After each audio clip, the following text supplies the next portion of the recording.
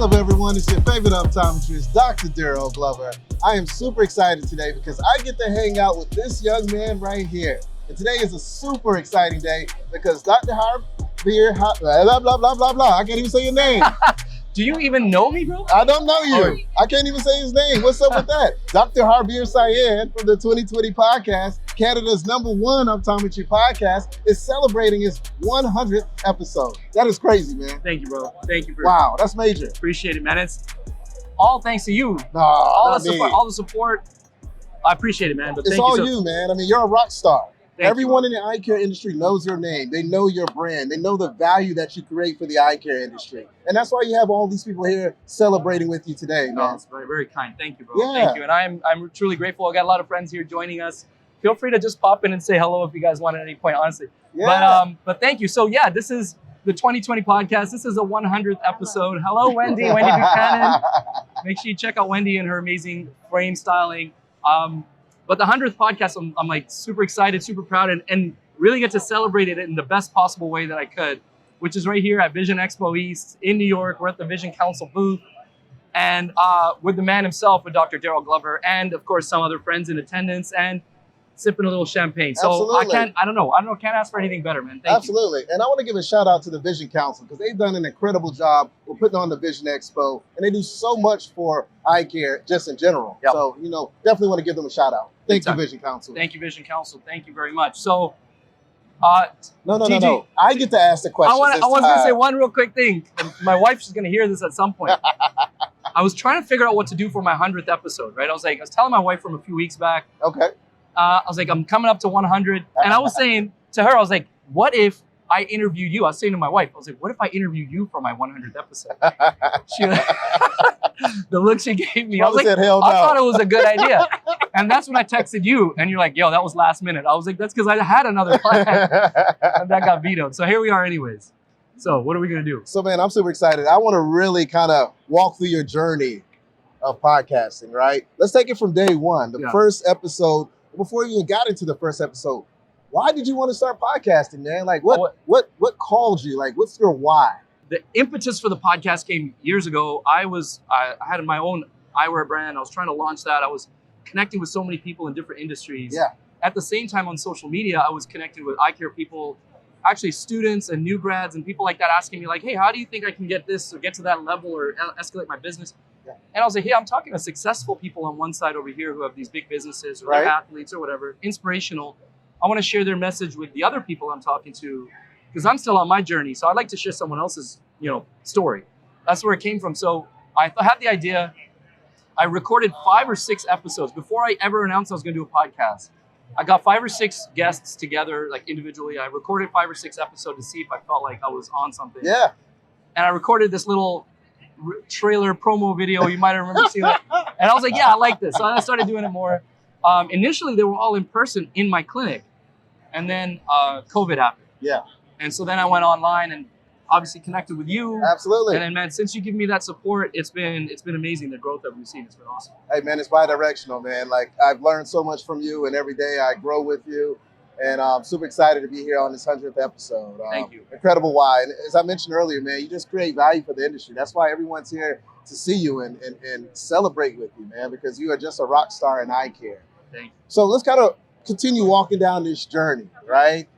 In the beginning, what were some of the challenges or gaps that you kind of ran into? Because when it comes to podcasting, it's still pretty new, right? Yeah. And when you look at eye care and healthcare, not a lot of people are doing that. So I'd love to know, what were some of your challenges? Because there's probably a lot of people out there that's like, I want to start a podcast. Yeah. I see Dr. Harbir Sian. I want to be the next 2020 podcast. Drop some gems on them, man.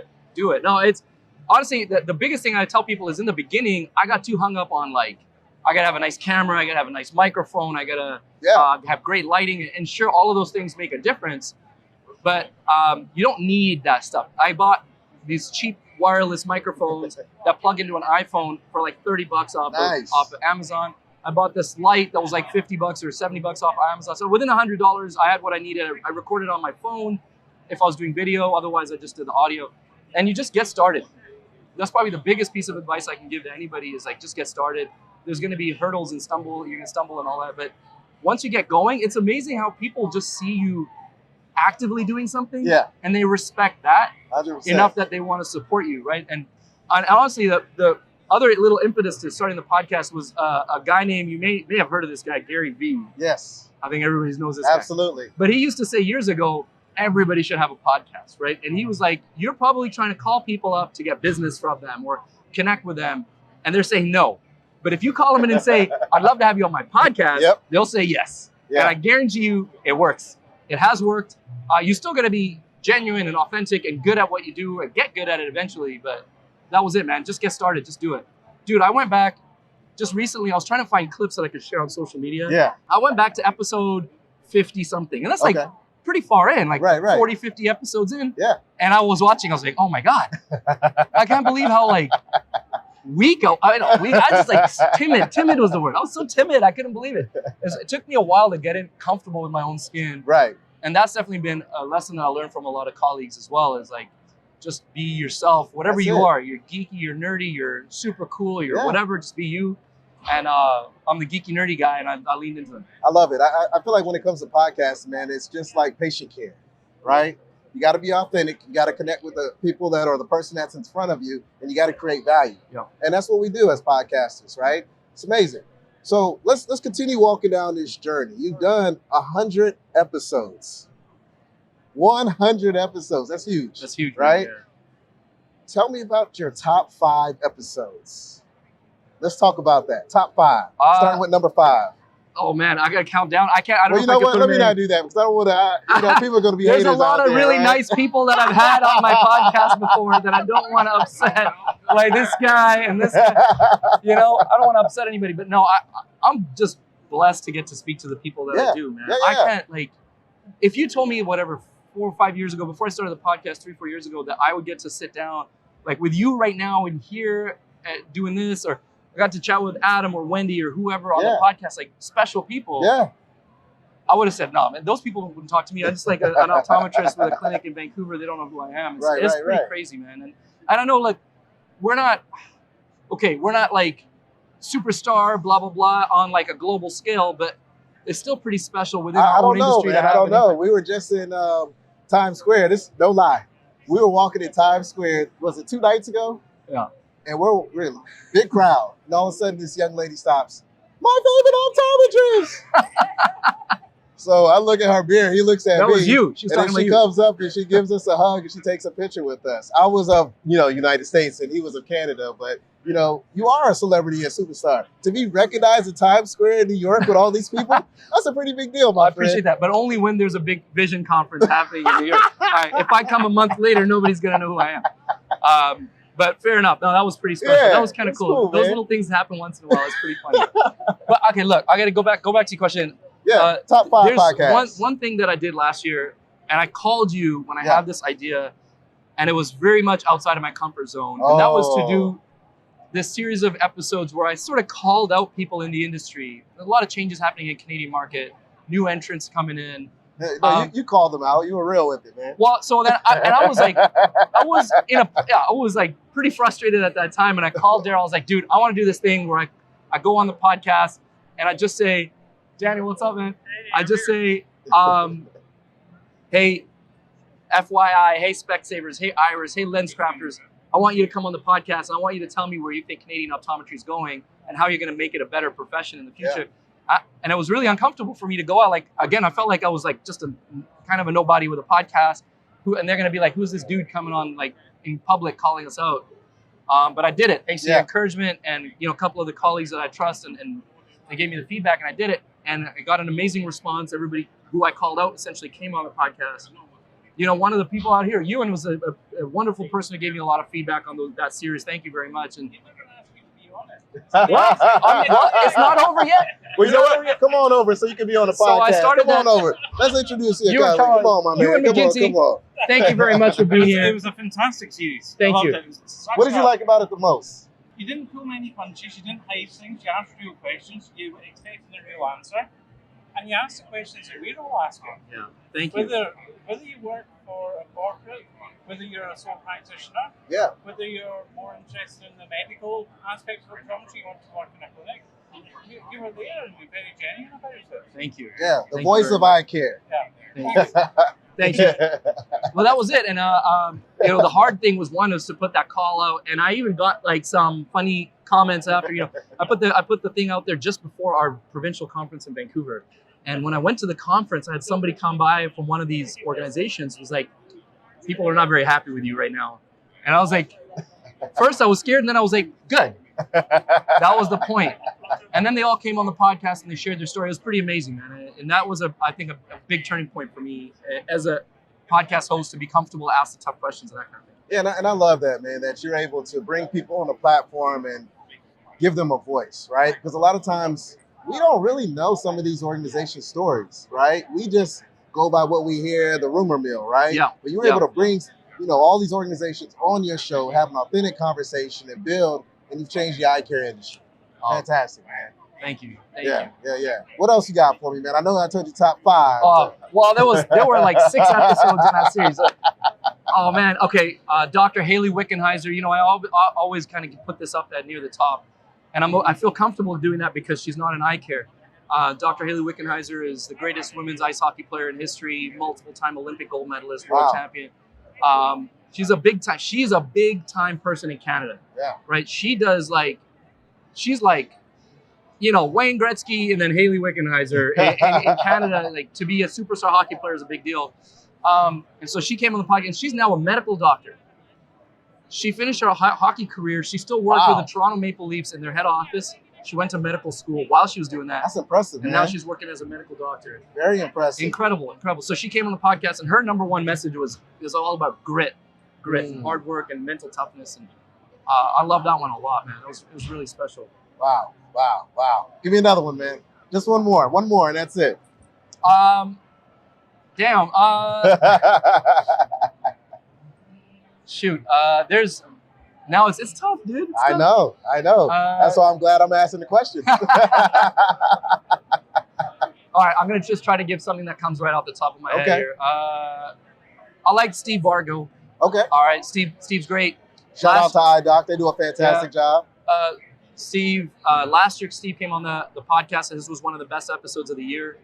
And I just recorded with him again. He's just got really good insights. Absolutely. I just feel bad picking one person out of it. You know, if I'm picking from my community, in the Eyecare community, everybody who's come on has just been incredible, man. Yeah. Well, you know what I would love to do, man? I agree with you 100%. But I want to put you on the spot a little bit. And I want to put someone else on the spot a little bit.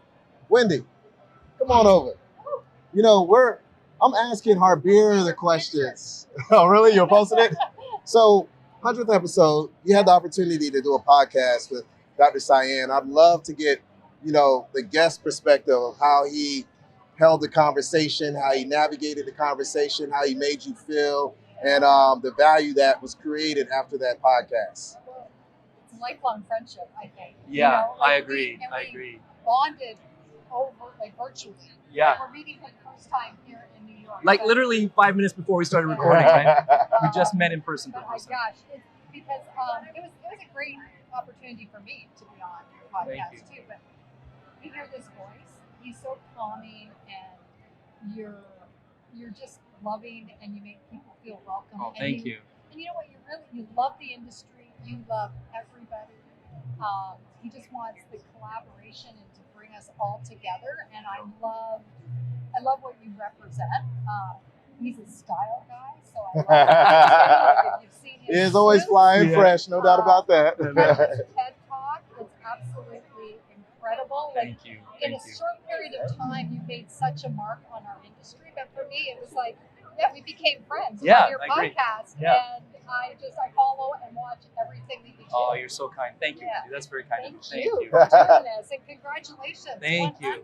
Thank you so Awesome. much. That's amazing. Thank you so much, Wendy. That's very kind. That's a major deal, man. And I love that we were able to get that perspective, right? Because we talk about podcasting, but what does the listeners, the guests, what are their feelings, right? You heard from the people, man. You're a rock star. I want to kind of circle back onto something that Wendy brought up. Your TED Talk, man. Wow. Wow. Thank you. How did that even take place? What was going through your head when you were on stage? Maybe kind of walk us through that experience, because I feel like that's a part of your journey in podcasting as well, right? It was a pretty incredible experience, man. I mean, that's a bucket list item, right? Yeah. To have to the opportunity to give a TED Talk is, I just never would have expected. And it's funny how things just kind of come out of nowhere, seemingly, but it's all the relationships that you build over the years. Yeah. And connecting with people in an authentic way enough that leave a bit of an impression that when an opportunity comes by, they think about you. And they were doing a TEDx event in Vancouver, and the organizer knew someone that I know, and that guy decided to throw my name in the hat. Just, you should talk to Harbir. He's really passionate about eye care. And at the time, I have this series of YouTube videos I've created called chiasma, which is, the optic chiasm is a junction of where the two optic nerves meet. But this is the geeky side. This is the geeky side. I call it a chiasma, but it's also opto nerd. Exactly. But in general, in like literature, it's like the combination of two lines of thought. And so I brought together the two lines of thought were eye care and like philosophy, right? And so I made these videos where it's like Jay Shetty-esque. I'm like walking in nature and I'm talking about like how important our eyes are and things like that. And so they saw those videos and they said, yeah, okay, we'd like you to do something like this on stage. And so I put that together. And dude, here's the thing, like I was so amped. They were coming to Vancouver, and a couple of days before, so people were flying in for this event to speak at it. I was one of the local speakers. And a few days before the event, they have a rehearsal. Yeah. You got to go and meet the organizers for the first time in person. Yeah. I did a virtual thing before. And they go, okay, do your talk. And I was like, how, like, what do you want? Like 50%, 75, like 100% all in. Wow. Give me your talk. I was like, oh, I'm not ready for that. I was like, I'll give you as best as I can. And I did it. Yeah. And there's one guy I'd never spoken to before. He's sitting in the audience. He goes, so like, I don't like get what you're trying to say really. Like, what's the point of your talk? Oh, wow. I was like, I think I was pretty clear that I'm passionate about eyes, right? He's like, nah, you're like flat here. This is not very good. You got to change this. Wow. I was like blown away. So I came back and rehearsed again a day later. He's like, go home and practice. Yeah. Here's some notes. I came back and I did it with so much passion. Yeah. And he was like, another person in the audience that I hadn't met before, she's like, yeah, I don't know. Oh, and they even said to me. It's behind the scenes here. They even said to me, they go, it's probably too late to like change the talk now. I was like, what? You want me to scrap the whole thing? Unbelievable. So, but what you saw, like if you go to watch the TED Talk on YouTube, that's 95% of what I originally had. I changed they gave me good advice, like change your tone a little, slow it down here. Yeah. What are you doing with your hands? That kind of stuff. But the content was almost exactly the same. Yeah. And like, thankfully it's gotten like a lot of good feedback and all that kind of thing. But I imagine like I had let that feedback get to me 2 days before I'm supposed to step on stage. Yeah. Luckily it didn't, and I feel pretty good about how it all turned out. Yeah, I was watching something the other day online. I think it was Instagram, and it was this guy talking about how 5 minutes of the day can haunt you for the entire day in the next couple of days. Yeah. And we got to get out the habit of letting that 5 minutes really hold real estate in our brain. Yeah. You know what I'm saying? 100%. So, but yeah, that's man, a really good point. I think you're a fantastic podcaster, the best out there. The TED Talk to me was just next level. Thank you. You do a lot of things. Podcaster, TED Talker, owns a practice, 2 practices, corporate, private practice. I mean, what do you not do, man? I mean, it's crazy. I guess, with all these things that you have your fingers in or your hands in, how are you able to make it happen? I'm going to be careful not to tell you where I put my finger. Those are the kinds of jokes we're not supposed to make. All right, listen, I appreciate the question. Yeah. But, dude, the number one answer is that I have so much support and love at home. Okay. There's my wife is insanely supportive. Like, I don't think people get it. And I don't think, I know that like a lot of people don't get what I get at home as far as that's. It's like I bring an idea up. I have all sorts of crazy ideas in my head, all these little endeavors I want to do. And she'll always hear me out. And like rarely ever be like, that's stupid. Like, and maybe she will, but like she'll more like hash it up.